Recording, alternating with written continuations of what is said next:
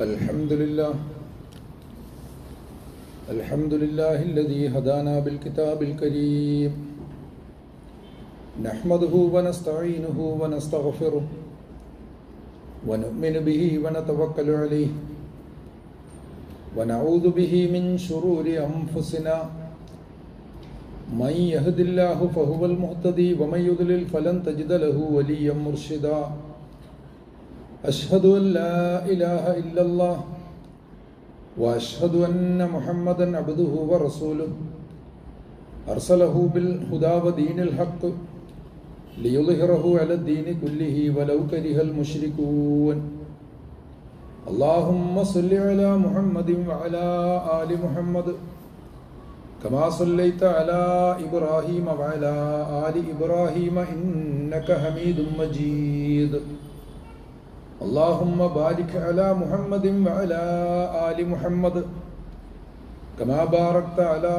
إبراهيم وعلى آل إبراهيم إنك حميد مجيد أما بعد فإن خير الكلام كلام الله وخير الهدي هدي محمد صلى الله عليه وسلم وشر الأمور محدثاتها وكل بدعة ضلالة أعوذ بالله من الشيطان الرجيم يا أيها الذين آمنوا اتقوا الله ولتنظر نفس ما قدمت لغد واتقوا الله إن الله خبير بما تعملون ولا تكونوا كالذين نسوا الله فأنساهم أنفسهم أولئك هم الفاسقون صدق الله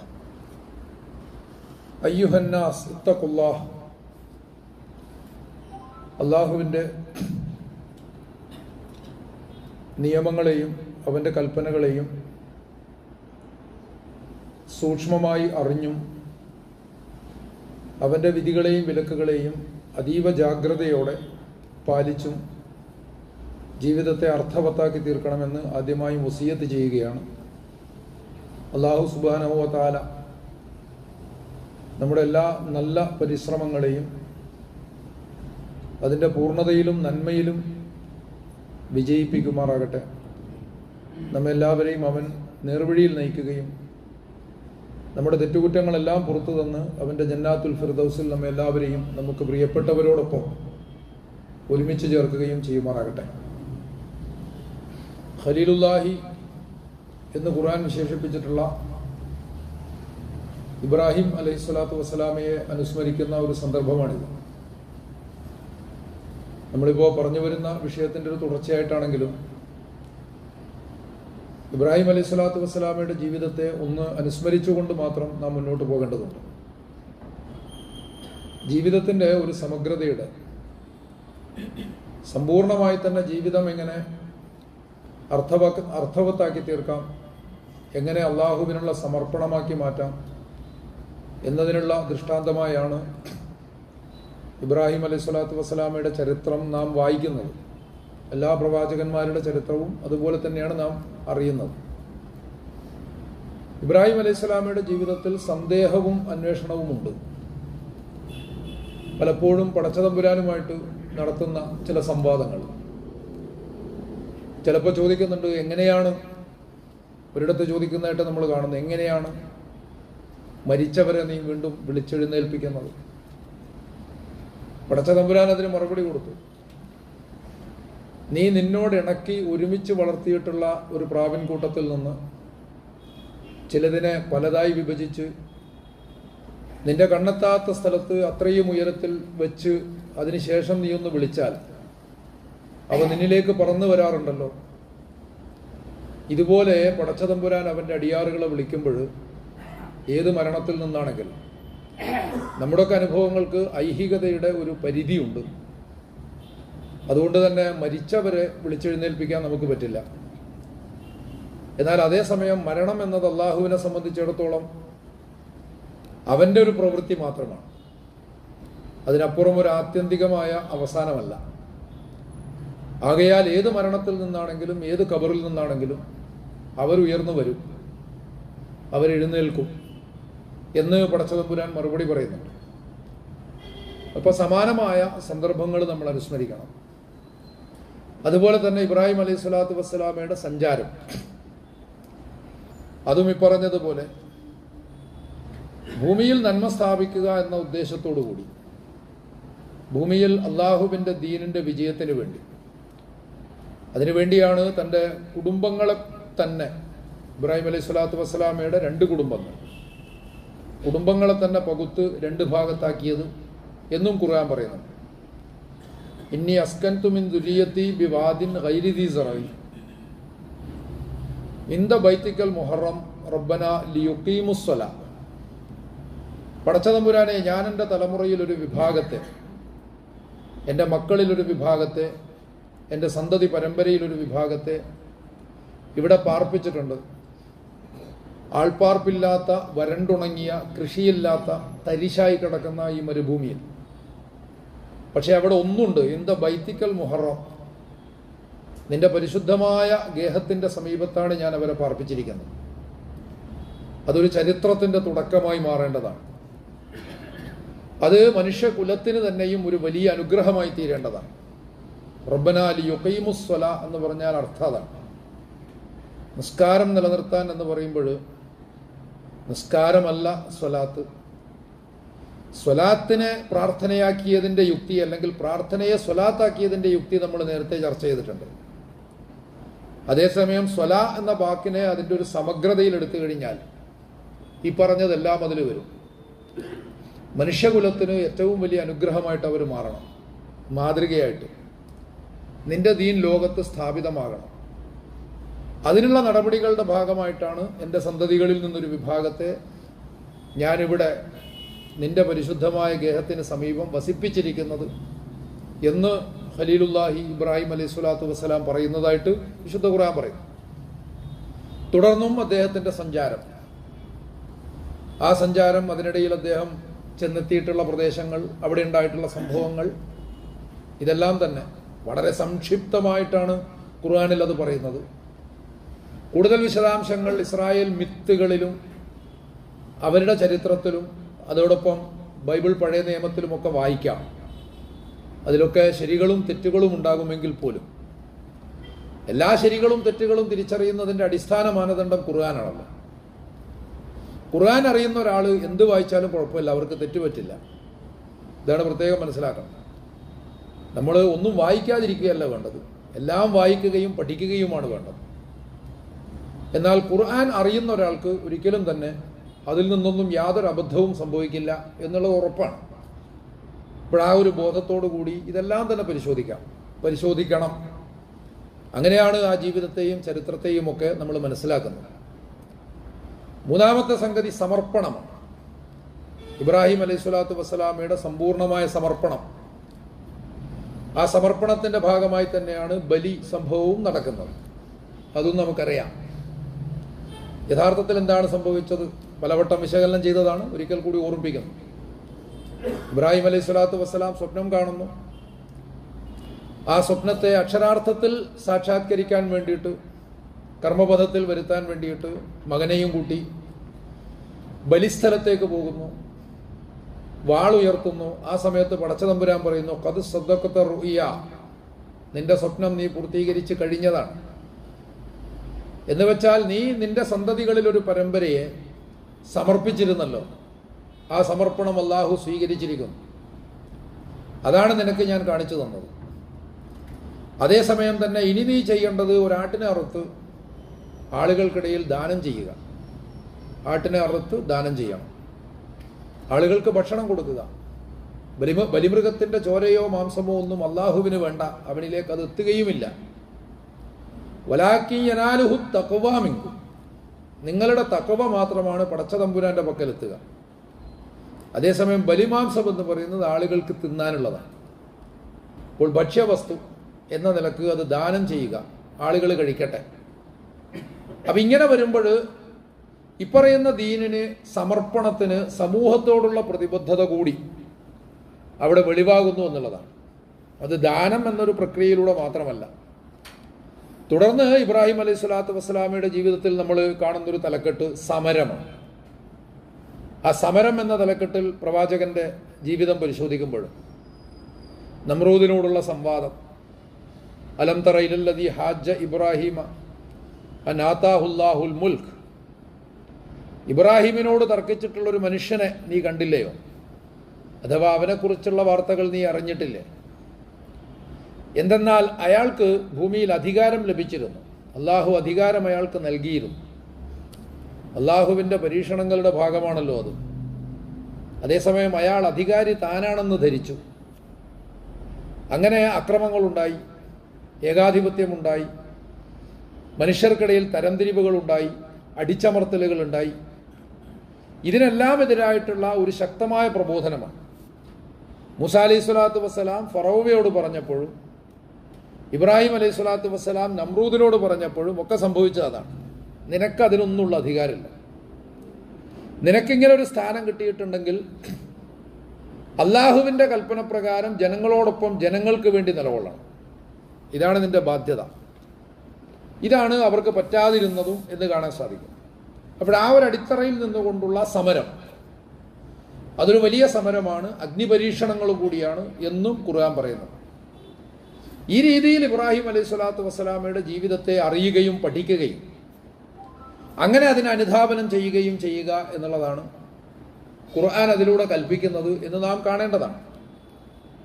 അങ്ങനെ വരുമ്പോഴാണ് നാം ഈ പറഞ്ഞു വരുന്ന വ്യക്തി സംസ്കരണത്തിൻ്റെതായ പടവുകൾ, ഒരു വ്യക്തിയുടെ സഞ്ചാരപഥത്തിലെ ഉയർച്ചകളെ സംബന്ധിച്ച് നമ്മൾ പറഞ്ഞല്ലോ. അതിൻ്റെ വ്യത്യസ്തങ്ങളായിട്ടുള്ള ഘട്ടങ്ങൾ നമ്മൾ വിശദീകരിച്ചു. ഒരു അനിമൽ സ്റ്റേജിൽ നിന്ന് ആരംഭിക്കുന്നു, മനുഷ്യൻ എന്ന് പറയുന്ന ഒരു ഘട്ടത്തിലേക്ക് എത്തുന്നു. അവിടെ നിന്ന് മനുഷ്യത്വത്തിൻ്റെതായ ദൗർബല്യങ്ങളെയും അതിജയിച്ചുകൊണ്ട് ഒരു നഫ്സ് മുത്തുമൈനത്തായി മാറുന്നു.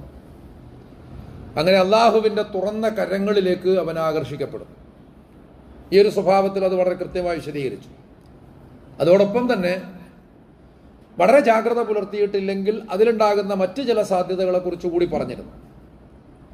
അസ്തിത്വ സാഹചര്യങ്ങളെപ്പറ്റി പറയുമ്പോൾ കീർക്കിഗോർ പറയുന്നത്, ചിലപ്പോൾ ഒന്നാമത്തെ ഘട്ടത്തിൽ മടുപ്പ് തോന്നിയാൽ രണ്ടാമത്തെ ഘട്ടത്തിലേക്കാണ് പോകേണ്ടത്. അവിടെയും മടുപ്പ് അനുഭവപ്പെട്ട് കഴിഞ്ഞാൽ തിരിച്ചു വരാനുള്ള സാധ്യത. നഫ്സ് ലവ്വാമ എന്ന് പറയുന്നത് ഒരു സവിശേഷമായ ഘട്ടമാണ്. നമ്മൾ കഴിഞ്ഞ ഹുതുബയിൽ പറഞ്ഞിട്ടുണ്ട്, കൂടുതൽ മനുഷ്യരും ആ ഒരു സ്റ്റേജിൽ നിലകൊള്ളുന്നവരാണ്. പക്ഷെ അതങ്ങനെ മുന്നോട്ട് പോകുമ്പോൾ രണ്ടിൽ എന്തെങ്കിലും ഒന്ന് സംഭവിക്കും, മടുപ്പ് വരും. അപ്പോഴാണ് രണ്ടിൽ എന്തെങ്കിലും ഒന്ന് റിഗ്രഷൻ, ഒരു തിരിച്ചു പോക്കുണ്ടാവും. മറ്റൊരു സാധ്യതയുള്ളത് സ്റ്റാഗ്നേഷനാണ്, സ്തംഭനാവസ്ഥ, മുന്നോട്ട് പോകാൻ പറ്റാതെ. പിന്നെ അത് വളരെ യാന്ത്രികമായിട്ട് മാറുമെന്നുള്ളതാണ്. വളരെ യാന്ത്രികമായിട്ട് അതിൻ്റെ പ്രതികരണങ്ങളും അങ്ങനെയായിരിക്കും. ചിലപ്പോൾ ഇപ്പോഴും വല്ലാതെ കാണാറില്ലെങ്കിലും തൊട്ടു മുമ്പുള്ള തലമുറയിലൊക്കെ സാധാരണ കാണാറുള്ളതാണ് ഈ നോമ്പ് നോറ്റ ഉപ്പാപ്പാക്ക് ദേഷ്യം കൂടുതൽ വരിക, അസ്വസ്ഥത പ്രകടിപ്പിക്കുക. ചിലപ്പോൾ പറയും പേരക്കുട്ടികളോട് ഉപ്പാപ്പാൻ്റെ അടുത്ത് പോണ്ടേ, നോമ്പ് നോറ്റിട്ടുള്ളത്. നോമ്പ് നോറ്റാൽ ഉപ്പാപ്പ ഒരു രാക്ഷസനാണ്. നോമ്പ് എന്തിനുള്ളതാണ്? യഥാർത്ഥത്തിൽ മനുഷ്യനെ ഏറ്റവും സോഫ്റ്റ് ആക്കാനുള്ളതാണ്. ഏറ്റവും ഉത്തമമായി, ഏറ്റവും നന്നായി, ഏറ്റവും ഹൃദ്യമായി, ഏറ്റവും മയത്തിൽ ആളുകളോട് പെരുമാറാൻ വേണ്ടിയുള്ള പരിശീലനമാണ് ശരിക്കും നോമ്പ്. പക്ഷേ ഇത് നോമ്പ് നോൽക്കാനേ അയാൾക്ക് അറിഞ്ഞുകൂടൂ. അതിൻ്റെ ലക്ഷ്യം എന്താണെന്ന് അയാൾക്ക് അറിഞ്ഞുകൂടാ. ലക്ഷ്യം എന്താണെന്നറിയാത്ത പ്രവൃത്തികൾ യാന്ത്രികമാകും. ആ യാന്ത്രികതയാണ് യഥാർത്ഥത്തിൽ ഈ സ്റ്റാഗ്നേഷന്റെ ഒരു ഫലം. അതാണ്. അങ്ങനെ സ്തംഭനാവസ്ഥയിൽ വരുന്നതോടുകൂടി ശരിയായ ഒരു സമർപ്പണമല്ല അവിടെ നടക്കുന്നത്. അള്ളാഹുവിന്റെ നിയമങ്ങൾക്ക് പൂർണ്ണമായ സ്വഭാവത്തിൽ മനസ്സർപ്പിച്ച് വഴങ്ങണമെന്നാണ് ഖുർആന്റെ കൽപ്പന. ഫലാ വറബ്ബിക ലാ യുഅ്മിനൂൻ, നിന്റെ റബ്ബാണ് സത്യം, അവരൊരിക്കലും തന്നെ മുഅ്മിനുകളാവുകയില്ല. ഹത്താ യുഹക്കിമൂക ഫീമാ ശജറ ബൈനഹും സുമ്മ ലാ യജിദൂ ഫീ അൻഫുസിഹിം ഹറജൻ മിമ്മാ ഖളൈത്, അവർക്കിടയിലുണ്ടാകുന്ന ഏതൊരു പ്രശ്നത്തിലും നിന്നെ വിധികർത്താവാക്കുകയും നിന്റെ വിധികളും നിന്റെ അധ്യാപനങ്ങളും അനുസരിക്കുന്നതിൽ അവർക്ക് യാതൊരു പ്രയാസവും അനുഭവപ്പെടാതിരിക്കുകയും ചെയ്യുന്നത് വരെ അവർ മുഅ്മിനുകളാവുകയില്ല. അപ്പൊ എങ്ങനെയാണ് ഈ പറയുന്ന റസൂലിന്റെ തീർപ്പും അള്ളാഹുവിന്റെ ദീനും അനുസരിക്കേണ്ടത്? ഒരു തരത്തിലുള്ള പ്രയാസവും അനുഭവപ്പെടാത്ത സ്വഭാവത്തിൽ വളരെ സന്തോഷത്തോടുകൂടി നമ്മൾ വളരെ ട്രാങ്ക്വിലായിട്ടുള്ള, വളരെ പ്രശാന്തമായിട്ടുള്ള ഒരു ജീവിതമാണ് കൊതിക്കുന്നതെങ്കിൽ അതിനുള്ള വഴികളല്ലേ പടച്ചതമ്പുരാൻ നമുക്ക് പറഞ്ഞു തരുന്നത്. ആ വഴികൾ തന്നെ നമുക്ക് സ്തംഭനമുണ്ടാക്കിയാൽ പ്രശ്നമാണല്ലോ. നമ്മൾ ഓരോ സമയത്തും പുതുതായി മാറണം എന്നുള്ളതാണ്. ഓരോ ദിവസവും നബി സല്ലല്ലാഹു അലൈഹി വസല്ലമയുടെ ഒരു ഹദീസിൽ നേരം വെളുക്കുന്നത് നമ്മൾ ഓരോരുത്തരും ഓരോ ദിവസവും ജീവിതത്തിലേക്ക് ഉണർന്നെഴുന്നേൽക്കുന്നത്, ഓരോ ദിവസവും ജീവിതത്തിലേക്ക്. മരണമെന്ന് പറഞ്ഞാൽ, ഉറക്കമെന്ന് പറഞ്ഞാൽ ലഘുവായ മരണമാണ് എന്നൊരു ഹദീസുണ്ട്. ഉറക്കമെന്ന് പറഞ്ഞാൽ ലഘുവായ ഒരു മരണമാണ്. മരിക്കുകയും മരിച്ചതിന് ശേഷം ഉയർക്കുകയും ചെയ്യുന്നതിനെ സംബന്ധിച്ച് ചിന്തിക്കാനുള്ള ഒരു സന്ദർഭവും കൂടിയാണ്. ഒന്നുമറിയാത്ത, യാതൊരു ബോധവുമില്ലാത്ത ഒരവസ്ഥയിൽ നിന്ന് നമ്മൾ ബോധത്തിലേക്ക്, ജീവിതത്തിലേക്ക് അങ്ങോട്ട് ഉണരുന്നു. അങ്ങനെ ഉണരുമ്പോൾ റസൂലുള്ളാഹി സ്വല്ലല്ലാഹു അലൈഹി വസല്ലം പറയുന്നത്, ഓരോ ദിവസവും സദഖയുടെ ഒരുപാട് വാതിലുകൾ പടച്ച തമ്പുരാൻ തുറന്നു തരും. പുണ്യങ്ങളുടെ ഒരുപാട് വാതിലുകൾ. നിങ്ങൾക്കിഷ്ടമുള്ള വാതിലിലൂടെ അകത്തേക്ക് അങ്ങോട്ട് പ്രവേശിച്ചാൽ വ്യത്യസ്തമായ രൂപത്തിൽ ഓരോ ദിവസവും ജീവിതത്തെ ആസ്വദിക്കാൻ നിങ്ങൾക്ക് പറ്റും. ആ യാന്ത്രികത അങ്ങോട്ട് പോകും. നിങ്ങൾ ഉണർന്നെഴുന്നേൽക്കുന്നത് അള്ളാഹു തുറന്നു വെച്ച വാതില് കടക്കാൻ വേണ്ടിയിട്ടാണ്, അതിലൂടെ സഞ്ചരിക്കാൻ വേണ്ടിയിട്ടാണ്. ഈ ഒരു ചിന്ത തന്നെ നമുക്ക് വലിയൊരു സന്തോഷമുണ്ടാക്കും എന്ന് കാണാം. അപ്പോൾ ആ അർത്ഥത്തിലുള്ള ഒരു വഴക്കം, ബോധപൂർവമായിട്ട് ഒട്ടും യാന്ത്രികമല്ലാത്ത, മനസ്സർപ്പിച്ച് ചെയ്യുന്ന ഒരു വഴക്കത്തെയാണ് യഥാർത്ഥത്തിൽ ഇസ്ലാം എന്ന് പറയുക. ഈ ഒരു ചിന്തയും ആവശ്യമാണ്. ഇബ്രാഹിം അലൈഹി സ്വലാത്തു വസ്സലാം സന്ദേഹിച്ചതും ഈ ഒരു അവസ്ഥ ഉണ്ടാക്കാൻ വേണ്ടിയിട്ടാണ്. സന്ദേഹത്തിലൂടെ ഈമാനിലേക്കുള്ള പടിയാണ്, ഒരു യാത്രയാണ്.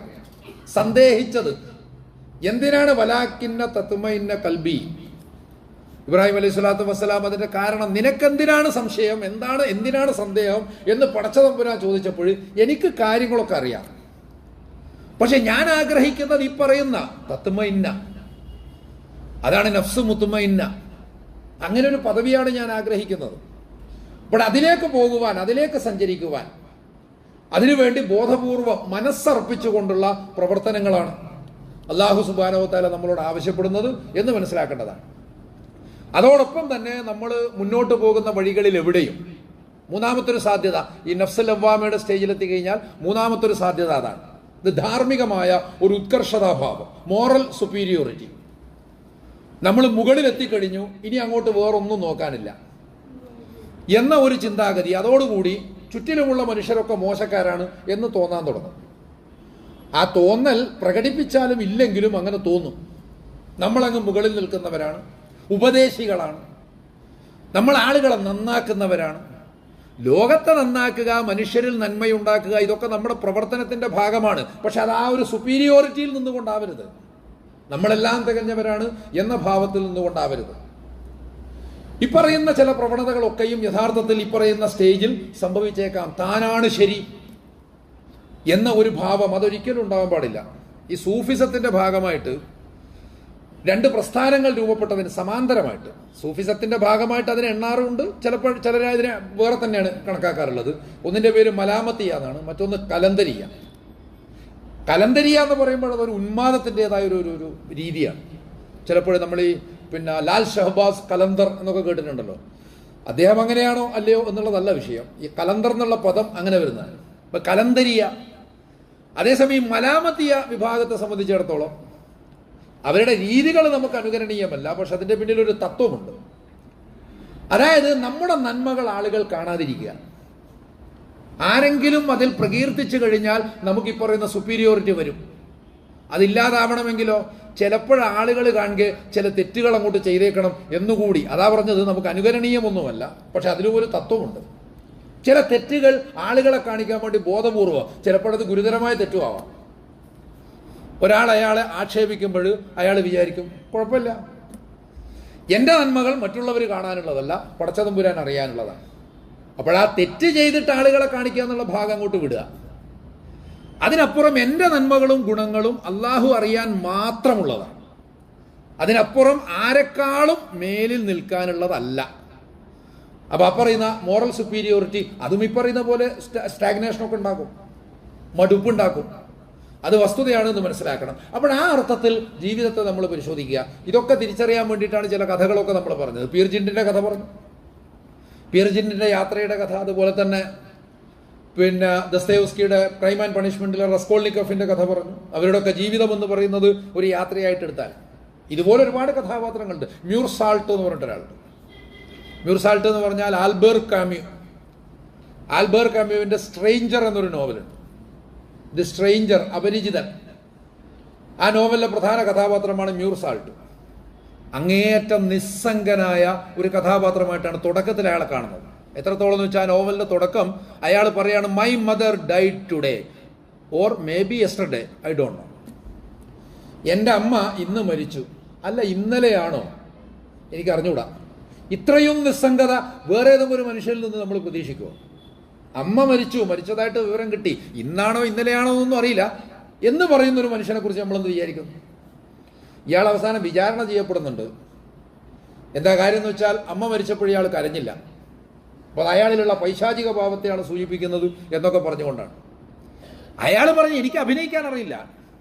ഒരർത്ഥത്തിൽ അയാൾ വളരെ ശരിക്കും അയാളോട് ആത്മാർത്ഥത പുലർത്തുന്നു. എനിക്ക് അഭിനയിക്കാൻ അറിയില്ല, ഞാൻ നുണ പറയുന്നില്ല എന്നതിൻ്റെ പേരിലാണ് നിങ്ങളിപ്പോൾ എന്നെ വിചാരണ നടത്തുന്നത്. ഞാൻ കള്ളം കാണിക്കുന്നില്ല എന്നതിൻ്റെ പേരിൽ നിങ്ങൾ എന്തിനാണ് എന്നെ വിചാരണ നടത്തുന്നത്? കാമ്യു തന്നെ അതിനെക്കുറിച്ച് പറയുന്നുണ്ട്. ഈ കളവ് പറയുക അല്ലെങ്കിൽ കള്ളം കാണിക്കുക എന്ന് പറഞ്ഞാൽ പിന്നെ ഒരു സത്യത്തെ സത്യം എത്രത്തോളമാണോ അതിനേക്കാൾ മുകളിലാക്കലും കളവാണെന്നാണ് പറഞ്ഞാൽ. അമ്മ മരിച്ചാൽ കരയാണ്, അത് വസ്തുതയാണ്. പക്ഷെ അതേസമയം എനിക്കിങ്ങോട്ട് തോന്നണ്ടേ എന്നുള്ള ഇയാളുടെ ചോദ്യവും ന്യായമാണ്. പക്ഷെ പ്രശ്നം എന്താണെന്ന് വെച്ചാൽ അയാൾ അത്രമേൽ നിസ്സംഗനാണ്. ആ നിസ്സംഗതയിൽ നിന്ന് അയാൾ കാട്ടിക്കൂട്ടുന്ന ഒരുപാട് തിന്മകൾ, ഒരുപാട് തെറ്റുകൾ, വ്യഭിചാരവും കൊലപാതകവും ഉൾപ്പെടെ, അവസാനം അയാളിലുണ്ടാകുന്ന ഒരു മാനസികമായ പരിവർത്തനം, ജയിലിൽ വെച്ചുണ്ടാകുന്ന ചില പരിവർത്തനം, അത് പക്ഷെ പൂർണ്ണതയിലെത്തിക്കുന്നില്ല. സാധാരണഗതിയിൽ ക്ലാസിക്കൽ കൃതികളുടെ ഒക്കെ ഒരു സ്വഭാവം അതാണല്ലോ. ഒരു മികച്ച ആവിഷ്കാരം എന്ന് പറഞ്ഞാൽ ആസ്വാദകനും എന്തെങ്കിലും ഒന്ന് ബാക്കി വെക്കും, അങ്ങ് പറഞ്ഞു തീർക്കലല്ല, മറിച്ച് ആസ്വാദകനും കൂടി എന്തെങ്കിലുമൊക്കെ ബാക്കി വെക്കും. അങ്ങനെയുള്ളതാണ് മികച്ച സിനിമയായിട്ടും മികച്ച നാടകമായിട്ടും മികച്ച നോവലായിട്ടും ഒക്കെ പെടുന്നത് എന്നുള്ള അഭിപ്രായം നമുക്കില്ല. എന്തായിരുന്നാലും ആ അർത്ഥത്തിൽ അതങ്ങോട്ട് പൂർണ്ണമാക്കുന്നില്ല. അതേസമയം ഇത് എഴുതിയിട്ടുള്ള കാമ്യുവിന്റെ ജീവിതം ഇങ്ങനെയുള്ള ഘട്ടങ്ങളിലൂടെ കടന്നു പോകുന്നതായിട്ട് അദ്ദേഹത്തിന്റെ കൃതികൾ നമുക്ക് ചില ഉദാഹരണങ്ങൾ എന്ന നിലക്ക് മാത്രം ഇതൊക്കെ പറയുന്നതാണ്, കാര്യങ്ങൾ കൃത്യമായി മനസ്സിലാവാൻ വേണ്ടിയിട്ട്.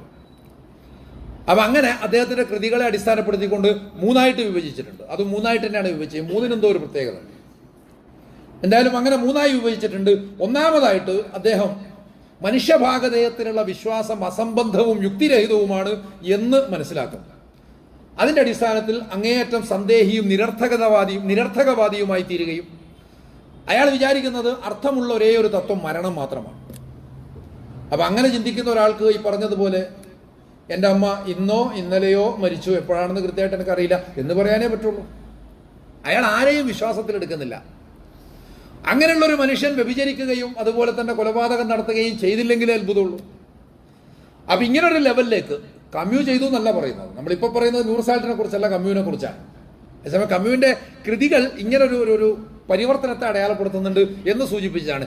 രണ്ടാമത്തെ ഒരു ഘട്ടം അദ്ദേഹത്തിന്റെ തുടർന്നുള്ള ചില കൃതികൾ പരിശോധിച്ചാൽ, പ്ലേഗ് പോലുള്ള ചില നോവലുകളൊക്കെ ഉണ്ട്, അത് പരിശോധിച്ചാൽ ഈ നിരർത്ഥകതാ ബോധം പക്ഷേ തന്നെ എങ്ങും എത്തിക്കില്ല എന്ന് തിരിച്ചറിയും.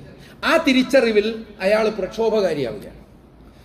ആ പ്രക്ഷോഭം ഉണ്ടാക്കുന്ന വെല്ലുവിളിയാകട്ടെ ജീവിതത്തെ ശരിയായി ആസ്വദിക്കുവാനുള്ള ഒരു ത്വരയും അയാളിൽ ഉണ്ടാക്കുന്നു, ജീവിതത്തോടുള്ളൊരു സ്നേഹവും ഇഷ്ടവും ഒക്കെ അയാളിൽ ഉണ്ടാക്കുന്നു. ഇതാണ് രണ്ടാമത്തെ ഘട്ടം. മൂന്നാമത്തെ ഘട്ടം എത്തുമ്പോൾ അയാളുടെ കൃതികളിലൊക്കെ പറയുന്നത് ജീവിതത്തിന് അർത്ഥം പകരാൻ സാധിക്കുന്ന മൂല്യങ്ങളെ കുറിച്ചാണ്. ഇപ്പൊ ലിയോ ടോൾസ്റ്റോയ്, അന്നാ കരനീന പോലുള്ള നോവലുകൾ എഴുതിയിട്ടുള്ള ലിയോ ടോൾസ്റ്റോയാണ്.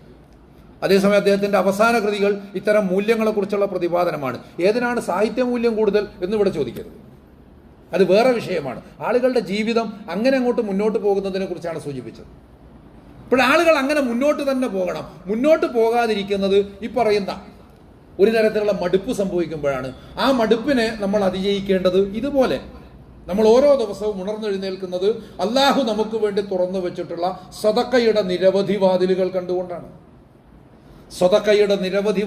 കണ്ടുകൊണ്ട് നീ നിന്റെ എഴുന്നേറ്റ് വരുമ്പോൾ തന്നെ നിന്റെ ഇണ ചിലപ്പോൾ മുന്നിലുണ്ടാകാം, അവളോടൊന്ന് ചിരിച്ചാൽ പടച്ച തമ്പുരാൻ നമ്മൾ എങ്ങനെയാണ് പരിചരിക്കുകയും പരിഗണിക്കുകയും ചെയ്യുന്നത് എന്നതിനെ കുറിച്ച് ഒന്ന് ആലോചിച്ച് നോക്കണം. റസൂലുള്ളാഹി സ്വല്ലല്ലാഹു അലൈഹി വസല്ലം പറഞ്ഞത്, നിന്റെ ഇണയുടെ നാക്കിൽ സ്നേഹപൂർവ്വം ഒരു തുള്ളി മധുരമുറ്റിച്ചു കൊടുത്താൽ സദഖയാണ്. നിന്റെ ഇണയുടെ നാക്കിൽ സ്നേഹപൂർവ്വം ഒരു തുള്ളി മധുരമുറ്റിച്ചു കൊടുത്താൽ അത് സദഖയാണ്. നമ്മൾ വിചാരിക്കും പൈങ്കിളി ചാബല്യങ്ങൾ, എന്നാൽ അത് സ്നേഹപൂർവ്വമായിട്ടും ആത്മാർത്ഥമായിട്ടുമാണ് നിർവഹിക്കുന്നതെങ്കിൽ അത് വലിയ കാര്യമാണ്. അത് അങ്ങേയറ്റം ഡെപ്തുള്ളൊരു കാര്യമായിട്ട്, അങ്ങേയറ്റം മഹത്തരമായൊരു കാര്യമായിട്ട് പടച്ച തമ്പുരാൻ നമ്മളിൽ രേഖപ്പെടുത്തുന്നു. അതൊരു വലിയ കാര്യമാണ്. അപ്പോൾ ഇങ്ങനെയാണ് റബ്ബ് സുബ്ഹാനഹു വ തആല ജീവിതത്തെക്കുറിച്ച് പഠിക്കുന്നത് എന്ന് മനസ്സിലാക്കണം. അപ്പോൾ ഇതൊക്കെ അനുഭവിക്കണമെങ്കിൽ ബോധപൂർവമായിട്ട് നമ്മുടെ തസ്കിയത്തിന്റെ ഏറ്റവും പ്രധാനപ്പെട്ട ഘടകം എന്ന് പറയുന്നത് നമ്മുടെ ബോധം തന്നെയാണ്. ഇതെല്ലാം തിരിച്ചറിവോടുകൂടി ചെയ്യുക എന്നുള്ളതാണ്. തിരിച്ചറിവോടുകൂടി ചെയ്യുക എന്നത് വളരെ പ്രധാനമാണ്. ഈ അസ്തിത്വ സാഹചര്യത്തെ സംബന്ധിച്ച് പറഞ്ഞല്ലോ, അസ്തിത്വവാദികളുടെ കുതിര യാത്രയെ സംബന്ധിച്ച് ഈ സാർത്രന്റെ അസ്തിത്വവാദം എത്തീസ്റ്റിക്കാണ്, കിർക്കിഗോറിൻ്റെത് പോലെയല്ല. പക്ഷെ എന്നിരുന്നാലും ചില ഉദാഹരണങ്ങൾ നമുക്ക് എടുക്കാമല്ലോ. ഇപ്പൊ സാർത്ര പറയുന്നത് കുതിരപ്പുറത്ത് രണ്ട് കുതിരവണ്ടിക്കാരുടെ ഉപമയാണ്, രണ്ട് കുതിരക്കാരുടെ ഉപമ. ഒന്നാമത്തെ ആൾ കടിഞ്ഞാണും മറ്റുമൊക്കെ കയ്യിൽ എന്തിയിട്ടുണ്ട്, പക്ഷെ അയാൾ അതും പിടിച്ച് അങ്ങനെ ഇരുന്ന് ഉറങ്ങുകയാണ്. അതേസമയം കുതിരക്ക് പോകേണ്ട വഴി അയാളുടെ കുതിരക്ക് നല്ല നിശ്ചയമുള്ളത് കൊണ്ട് വണ്ടി കൃത്യസ്ഥലത്ത് ചിലപ്പോൾ എത്തിയേക്കും, അയാളുടെ കുതിര കൃത്യസ്ഥലത്ത് അയാൾ എത്തിയേക്കും. അതേസമയം രണ്ടാമത്തെ ആൾ ഉണർന്നിരിക്കുകയാണ്. ഉണർന്നിരിക്കുന്നയാൾ അനുനിമിഷം തന്റെ യാത്രയെക്കുറിച്ച് ചിന്തിക്കുകയും കുതിരയുടെ ഗതിയെ, തന്റെ യാത്രയെ നിയന്ത്രിച്ചു കൊണ്ടിരിക്കുകയും ചെയ്യുന്നു. എന്നിട്ട് പറയുന്നു, സാങ്കേതികമായി ഇവർക്ക് രണ്ടുപേർക്കും എക്സിസ്റ്റൻസിന് അവകാശപ്പെടാം, അവർക്ക് രണ്ടുപേർക്കും അസ്തിത്വം അവകാശപ്പെടാം. എന്നാൽ അസ്തിത്വത്തെക്കുറിച്ച് ബോധമുള്ളത് രണ്ടാമത്തെ ആൾക്ക് മാത്രമാണ്. അതുകൊണ്ട് തന്നെ ബോധമുള്ളവർക്ക് മാത്രമേ ഉള്ളൂ. എൻ്റെ കയ്യിലൊരു സാധനം ഉണ്ട് എന്നുള്ള തിരിച്ചറിവില്ലെങ്കിൽ അതില്ലാത്തതും ഉള്ളതും കണക്കല്ലേ. അതുപോലെ ഒന്നാമത്തെ യാത്രക്കാരന് അസ്തിത്വം ഉണ്ടെന്ന് വേണമെങ്കിൽ അവകാശപ്പെടാം, പക്ഷെ അതുകൊണ്ട് പ്രത്യേകിച്ച് കാര്യമില്ല. സോ അയാൾക്ക് അസ്തിത്വം ഇല്ല, അയാൾക്ക് എക്സിസ്റ്റൻസ് ഇല്ല. രണ്ടാമത്തെ ആൾക്ക് അതുണ്ട്, അതുകൊണ്ട് അയാളെ സംബന്ധിച്ചാണ് നമ്മുടെ ചർച്ച എന്ന് സൂചിപ്പിക്കുന്നത്. ഇതേ സംഗതി സാമൂഹികമായി പ്രയോഗിച്ചാൽ നമ്മൾ നേരത്തെ പറഞ്ഞ ആ മടുപ്പ് സാമൂഹികമായിട്ട് സൺഡേ ക്രിസ്ത്യാനിറ്റി എന്ന കിർക്കിഗോറിന്റെ പ്രയോഗം അങ്ങനെയാണ്. സൺഡേ ക്രിസ്ത്യാനിറ്റി, ഇപ്പൊ ഞായറാഴ്ച മാത്രം പള്ളി കൂടുമ്പോൾ മാത്രം ഒരു ക്രിസ്ത്യാനിയാവുക. അദ്ദേഹം പറയുന്നത് ഡാനിഷ് ലൂതറൻ സഭയുടെ വിരസവും ചൈതന്യരഹിതവുമായ രീതികളെ സംബന്ധിച്ചാണ്. നമ്മളും ആലോചിക്കണം, നമ്മുടെ ജുമാ നിസ്കാരം എങ്ങനെയാണ്, നമ്മുടെ ജമാഅത്ത് നിസ്കാരം എങ്ങനെയാണ്? എന്തുകൊണ്ടാണ് ജമാഅത്ത് നിസ്കാരത്തിന് 27 ഇരട്ടി പുണ്യം റസൂലുള്ളാഹി സ്വല്ലല്ലാഹു അലൈഹി വസല്ലം പറഞ്ഞ് പഠിപ്പിച്ചിട്ടുള്ളത്? 27 ഇരട്ടി പുണ്യം. അതിന്റെ ആധ്യാത്മികമായ ഫലം, അതിന്റെ വ്യക്തിപരമായ ഫലം, അതിന്റെ സാമൂഹികമായ ഫലം. നിങ്ങൾ ഒരുമിച്ച് നിൽക്കുന്നു, നിങ്ങൾ പരസ്പരം തോളോട് തോൾ ചേർന്ന് നിൽക്കുന്നു, നിങ്ങൾ ഒരാൾക്ക് വേണ്ടി മറ്റേയാൾ അനുരഞ്ജനപ്പെടുന്നു, ഓരോരുത്തരും മറ്റേയാളെ സ്നേഹിക്കുകയും ബഹുമാനിക്കുകയും ചെയ്യുന്നു. ഇത്തരം കുറെ വികാരങ്ങളുടെ പേരിലാണത്. അല്ലാതെ വന്നിട്ട് അങ്ങോട്ട് നിന്ന് 27 ഇരട്ടി കൂലി കിട്ടുമെന്ന് വിചാരിച്ചിട്ട് അങ്ങോട്ട് നിസ്കരിച്ച് ഒരു കാര്യമില്ലാതെ സലാം വീട്ടി എണീറ്റ് പോയി പിന്നെ ഇയാളുമായിട്ടൊന്നും യാതൊരു ബന്ധവുമില്ല, ഒരു സ്നേഹവുമില്ല. അതല്ല പടച്ച തമ്പുരാൻ ഉദ്ദേശിക്കുന്നത്, അതല്ല പഠിപ്പിക്കുന്നതും എന്ന് തിരിച്ചറിയേണ്ടതാണ്. അതങ്ങേറ്റം വിരസമായൊരു സംഭവം. ഇങ്ങനെ ചെയ്തിട്ടില്ലെങ്കിൽ അങ്ങനെ എന്ന മട്ടിൽ അയുക്തികമായി അല്പം മതാത്മകത എന്നതിൽ ഒരു കാര്യവുമില്ല എന്നാണ് അദ്ദേഹം പറയുന്നത്. എന്നിട്ട് അദ്ദേഹം ഈ ക്രൈസ്തവരോട് പറയുകയാണ്, ക്രിസ്തു ഉയർത്തത് ഈസ്റ്റർ ദിനത്തിലാണോ അല്ലയോ എന്നതല്ല വിഷയം, അതെപ്പോഴെങ്കിലും ആയിക്കോട്ടെ, അതൊരു വിഷയമല്ല.